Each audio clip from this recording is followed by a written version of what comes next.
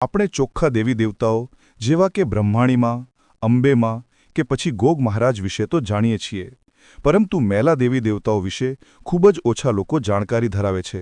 અને આવા મેલા દેવી દેવતાઓમાં જેની ગણના થાય છે એ છે ઝોપડી માતાજી અને ઝાપડા બાપજી. શું તમે ક્યારે વિચાર્યું છે કે ઝોપડી માતાજી કોણ છે? તેમને મેલાદેવ શા માટે કહેવામાં આવે છે? તેમની પૂજા કરવી જોઈએ કે નહીં? શું તેમની પૂજા કરવાથી કોઈ નુકસાન કે હાનિ તો નહીં થાય ને? તો મિત્રો, ફક્ત 5 જ મિનિટના સમયમાં તમે જાણી જશો કે આ મેલા દેવી દેવતાઓ શું છે અને આ ઝોપડી માતાજી કોણ છે.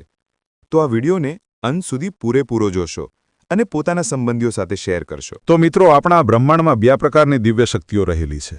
એક પોઝિટિવ અને બીજી નેગેટિવ. એક શુદ્ધ અને બીજી અશુદ્ધ, જેને આપણે દેશી ભાષામાં ચોખ્ખી શક્તિઓ અને મેલી શક્તિઓ તરીકે ઓળખીએ છીએ. કેટલાક એવા કામો હોય છે અને કેટલીક એવી જગ્યાઓ પણ હોય છે